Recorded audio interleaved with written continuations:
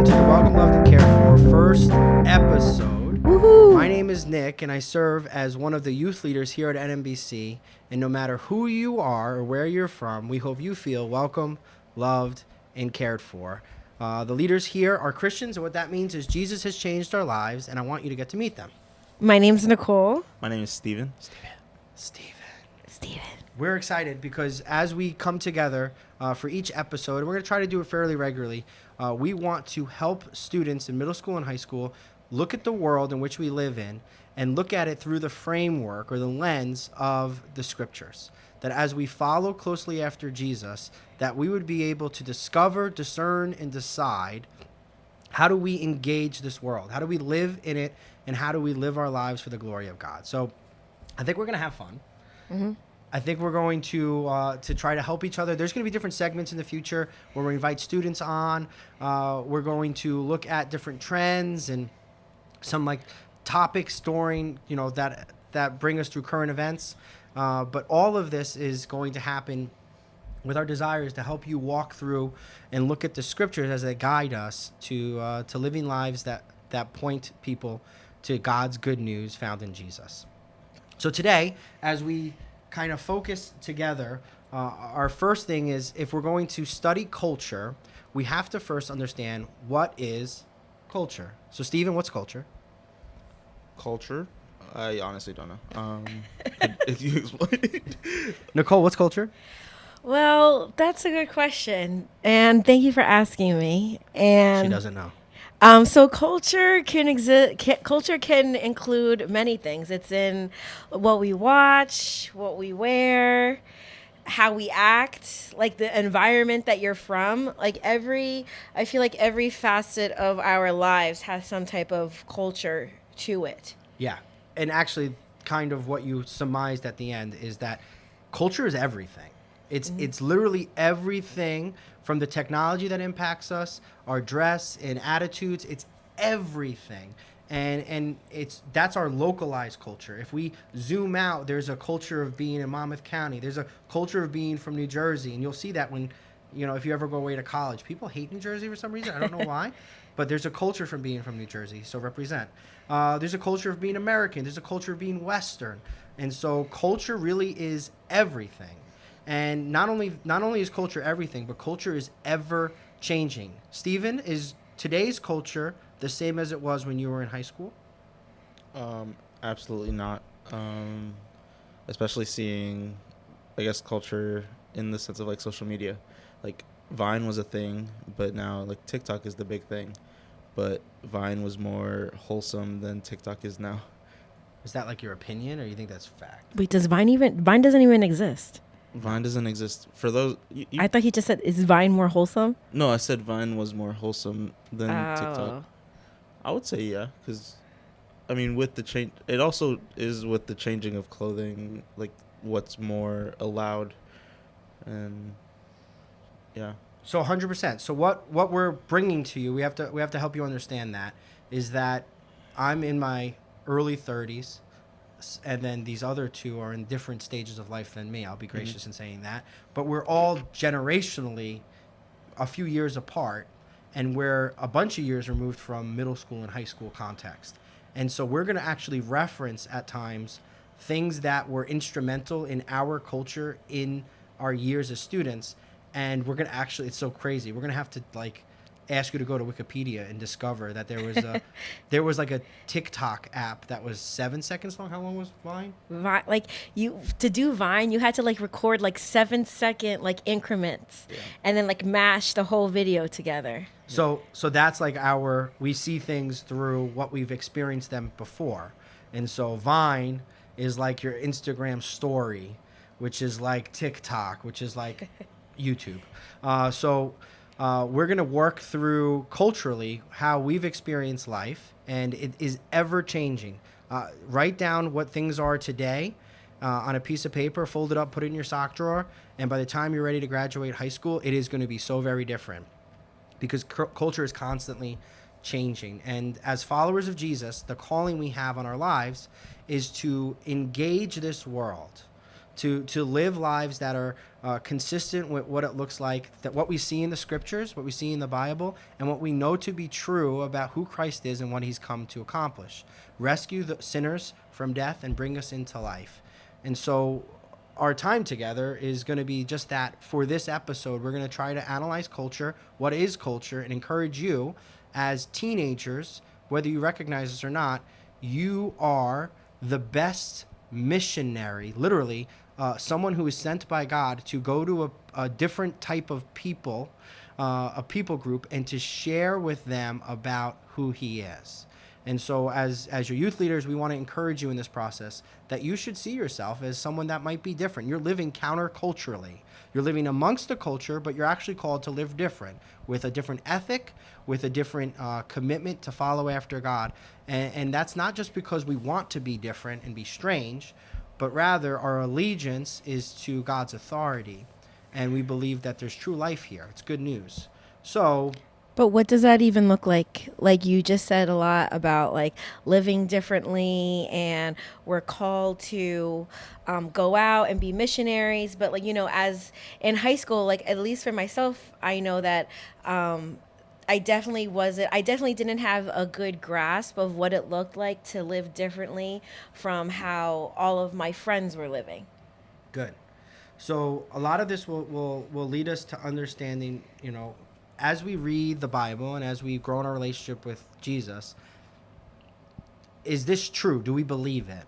And if it's true, it's authoritative. We want to live by it. We want to trust it and follow it. And so part of being a Christian is recognizing that God rescued me. I was in a place where I was in danger, and God rescued me. And my life was leading to certain death, and God saved me. And if that's true for me, that's equally true for everyone else. So culture has a way of saying the things of God aren't that important. They're not authoritative. And so to live counterculturally is to look at this world and recognize it's not leading me most of the time towards Jesus. It's kind of leading me away from him. And so there's a cool thing. Nicole, can you read this? It's in Acts chapter 17. So there's a guy named Paul, who God uses as a missionary to the city of Athens. And Paul goes and he engages with this city, and something really cool happens. He speaks to them in their cultural context, what they know to be true. So can you read from verse 16 to 23? Okay. Now, while Paul was waiting for them at Athens, his spirit was provoked within him as he saw that the city was full of idols.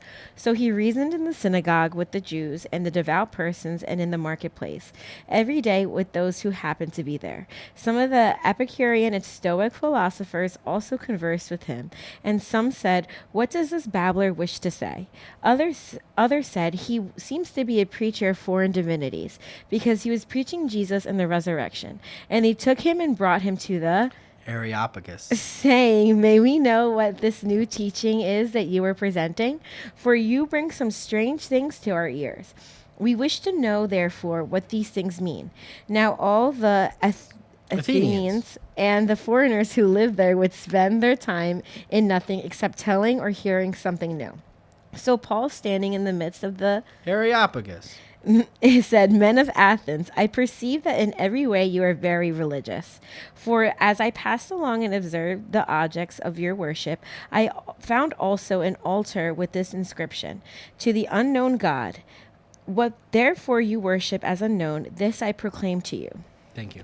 So this Paul's in the city, and we all know Greek culture, these Greek gods, they worship tons, the god of the sun and war and fertility and all of this. They worship everything. They have many gods. And Paul's here as a missionary looking at everything, and he begins to go and deal with these Epicurean and Stoic philosophers, musing about life and all this. And he goes to the place where they would have these discussions, the Areopagus. Nicole had a hard time saying that. That's why I said it multiple times. But as they talked about life, they had discussion. And so where do we have our discussions now in our lives? On With our social friends. media. Yeah, with our friends. Where we have it on social media. Where else? School. School, text threads, right? Group chats. Group chat, exactly. Some of us will have discussion, like pretty serious discussion while we're playing Call of Duty over our headsets. Like, we are constantly engaging in talking about the things that we struggle with and believe. And Paul has taken this time to study their culture, to recognize what's going on here. You guys are very religious.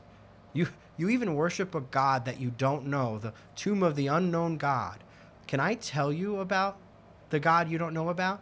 And that's his footway into saying, hey, listen, Jesus loves you. He cares for you, and he died on the cross, and he rose again. And so the scripture goes on, and he kind of talks all about Jesus. And then the passage ends like this. In verses 32 to 34, in chapter 7 of Acts, it says this: Now, when they heard of the resurrection of the dead, some mocked.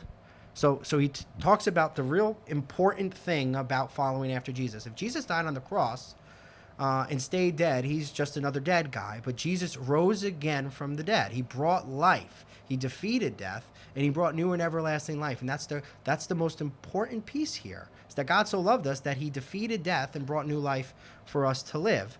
And so they mocked him for that. And that's pretty true. I don't know. I've been mocked for my faith. Have you been mocked for your faith? Mm-hmm. Have you been mocked for your faith? Constantly. And there's a difference from being mocked for your faith about something that, like, I'm just obnoxious and I don't know what I'm talking about and I'm just being kind of confrontational. But if you're being mocked because what you believe to be true, what you hold as true, is what the rest of culture says is foolish, then what culture is doing is they're mocking you because they disagree with you, not because of who you are. They disagree with Jesus. And so we see here is that they mock Paul because of the fact that he taught about the resurrection of the dead. But others, in the same verse, says this: we would like to hear more of you again about this. So Paul went out from their midst, and some men joined him and believed, among whom were Dionysius the Areopagite and a woman named Damaris, and others with them. I love that at the close of this, it was a guy, a man and a woman, that it wasn't just like the social philosophers, all men that came and wanted to follow Paul and learn more. But really, to follow after Jesus is everyone come and follow him. And so as we engage culture, we should do so in a way that as we talk with our friends, our neighbors, and introduce them that, hey, this part of culture isn't consistent with following after Jesus. It's not for me. That should develop a conversation. And the worst thing it could be is like, hey, you guys are following this way of culture. You're lost. You're gone. You're not gonna be like, forget you. You're like, I'm running away from you, and I'm gonna pull away from myself. But rather, we can invite people like Paul did and like Jesus did. Come and see. Come and hear more about Jesus. So, at our youth group, we can say this: like, we want whatever you believe, come here and hear more about God's love for you. And I don't know about you guys or girls, but that could be somewhat intimidating. So Nicole and Steven grew up in this youth group. And can you guys just share a little bit, what would it look like for you to invite your friends to come and check out youth group maybe for the first time? Well, I was the friend that was invited to youth group when I was in high school. And at that time, I was living a life where, like, I wanted nothing to do with the concept of Christianity and Jesus, and because I didn't really know what that meant. And I had a friend my sophomore year of high school who would beg me every week to come to her youth group, and she would be like, come, like, we have snacks and we have games and you have to come. And the snacks got you. As soon as she said snacks, that's when I knew that I had to go. But I mean, for real, I was really reluctant, and my friend was really persistent, and she just kept saying, like, we're going to New Mexico this year. You have to come. It's going to be so much fun. And we have dinner together, and finally one day during like state testing, I don't even know do people take state testing anymore? Do they? A lot of testing out of the state. A lot of tests. There's a lot of state testing. Okay, so one day during state testing, she like wore me down, And I ended up going to a youth group for the first time, and it happened to be New Monmouth. And as soon as I walked in, I was greeted by none other than Evie Best. And I mean, ever since then, like it was really the people there that that really drew me in and that showed Jesus to me. But I mean, I'm really grateful that my friend Shannon never gave up on inviting me to youth group. And that's how and then as soon as I started coming to church, Shannon and I together, we would divide and conquer. We would ask people all the time to come to church with us, and we actually brought friends to church. And you remember that, Nick. And yeah, so it was I was someone that someone drew me in, and then I was able to go out and bring other people with me. How about you, Steve? Well, so just like Nicole, I was the friend that was invited. And so for me personally, I recently shared my story. And moving from New York here, I didn't really have any friends. And so one of my classmates who became a friend invited me out to youth group. And this is where I made all my friends. And it was because of the his persistent just hey, you gotta come out. And he happened to not be there the one night that I did go. And that sort of just was rough on both parts, because I was just alone with all these people that I had no idea who they were. But then he just tried again and apologized and made sure that he was there. And so yeah, I think just the consistency of asking and just showing that you care for that person definitely shows that you're welcome, loved, and cared for. Yeah, I think that's the outcome here, is that as missionaries to our friends, we have a responsibility. If we really do believe the things that we read in the Bible, that Jesus loves us and that the world's not how it should be, and that culture seems to be pulling us away from God, not towards God, that God's even chosen us specifically to be in the lives of our friends. And so to be people that recognize culture. And so I want to help you with the tool. It's from a man named Walt Mueller. He's older than I am, but he is a youth culture professional. He's a pro. He's a veteran. And he has this approach. It's the 3D effect. The 3Ds are how we should look at culture, get to look at culture, and begin to decide, should we put ourselves in it and engage it and consume the media, the movies, the fashion. Should we decide, is it for us, or should we decide it's not for us? And so his 3Ds are discover, discern, and decide. Discover, I just need to learn as much about this as possible. It could be as easy as listening through an album just learning about an artist. There's various ways to discover. Go to see a concert, watch the trailer of a movie, read a review. Then there's discerning. Based on what I know to be true about God's word, is this media, is this culture, is this going to draw me closer to Jesus? Is this going to just be so far beyond kind of calling me, in the story of this movie, is it just so filled with nudity, profanity, just ugliness, that it's really not, it's going to be really hard to follow a narrative that is life-giving. And so you might have to then make a decision. This is for me, or it's not for me. And so as students, I want to encourage you, is oftentimes, when you were younger, your parents made those decisions for you. But as you're growing up now, you get to make these decisions. And as adults, we have to make those decisions for ourselves. The gospel offers us freedom, but not everything is good for us. And so we have to decide for ourselves, is this for me or is this not for me? And will this grow my love for Jesus? Or will it lead me down ways? Because whatever content we consume, we become a disciple of it.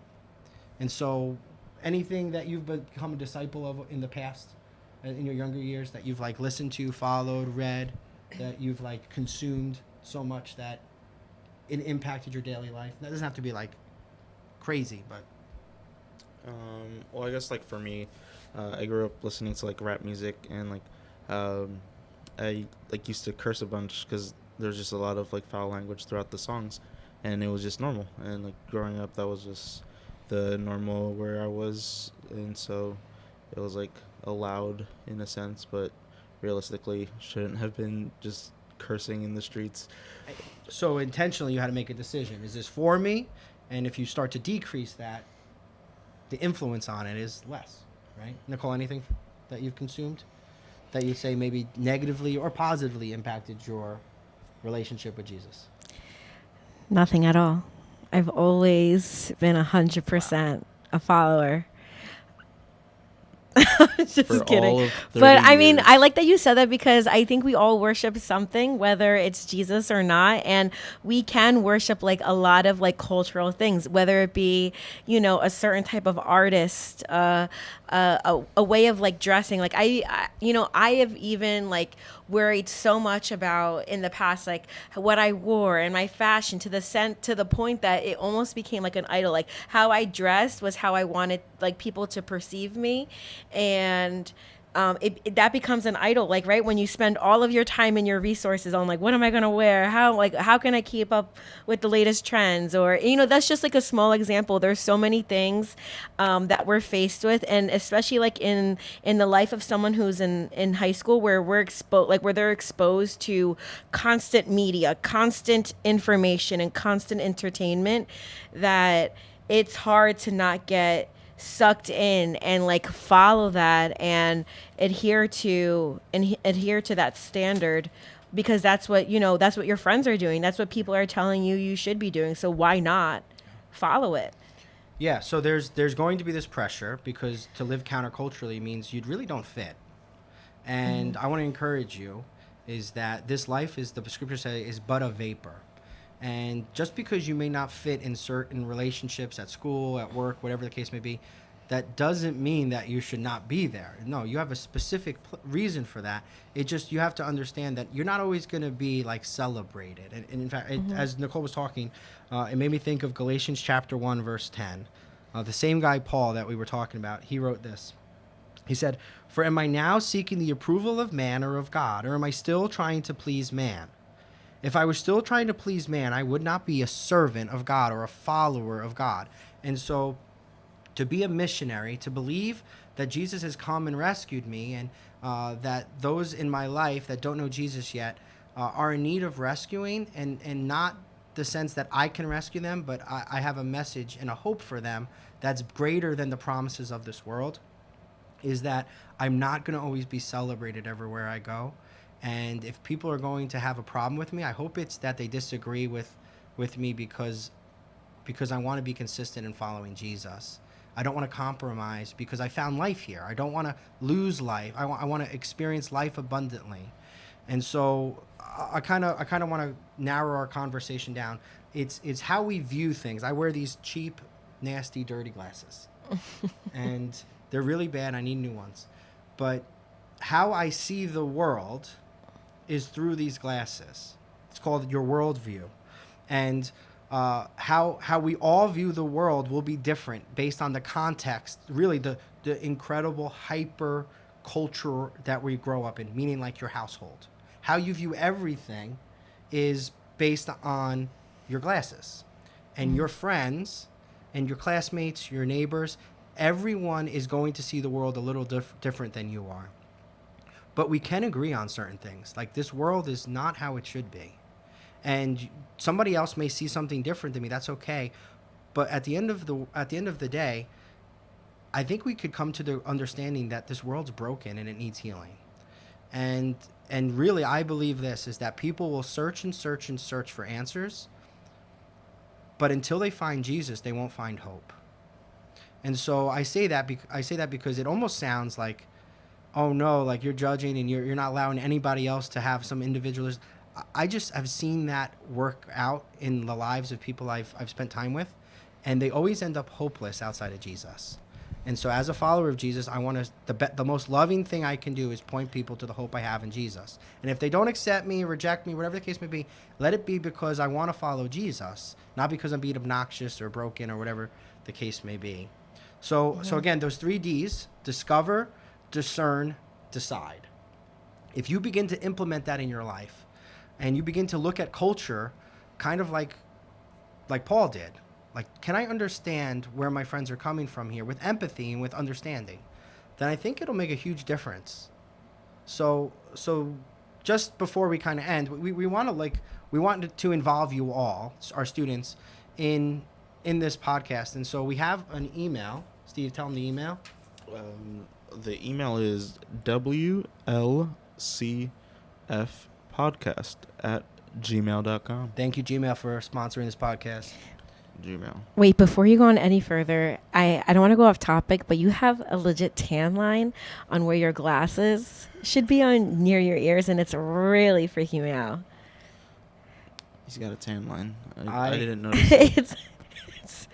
It's really freaking me out. I don't know. I can't see it. No, I'm currently not wearing my glasses. Nicole's trying to get back at me. Several years ago when she was a student. I was just about to say, that's a trauma for me. Let me say it because it's my story. Because several years ago, when I had glasses, I had these black rimmed glasses, and there was like a silver square on each end of them. And I had just like met Nick. I was like 15 years old, and Nick comes up to me. He's like, "Wow, you have diamonds on the side of your face? That's weird." And just walks away. And then like for a good couple of months, he would just call me like diamond face, like diamond glasses. Did not call you diamond face. No, you literally did, and it was, and I had to get rid of those glasses. I never saw those glasses the same way It led her to again. the point where she was ready to put lasers in her eyes so that she got rid of glasses. Yeah, now I don't need glasses. Most of but you guys weren't even born yet. It's Yeah. crazy. Picture Are you kidding me? Do you think that's true? the 90s were wild. It was not the 90s. Seinfeld was such a great show. 15 years ago? I had butterfly clips in my hair. we want to keep this brief.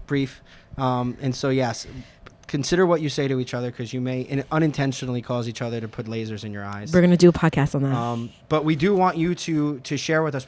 I want to study influencers, people that content in which you consume, and do those 3Ds: discover, discern, and decide. Help you navigate it. We want to look at like real things in the world that's going on. We want to look at what it looks like, the challenges that follow for teenagers to live their lives on mission for Jesus. So we're grateful that you've joined us. We hope that you recognize that you're loved by God, that he cares for you, that he calls you to an incredible calling. It's exciting to be on mission for him. And wherever you go, would you know this, is that this is a place that you should feel welcome, loved, And cared for.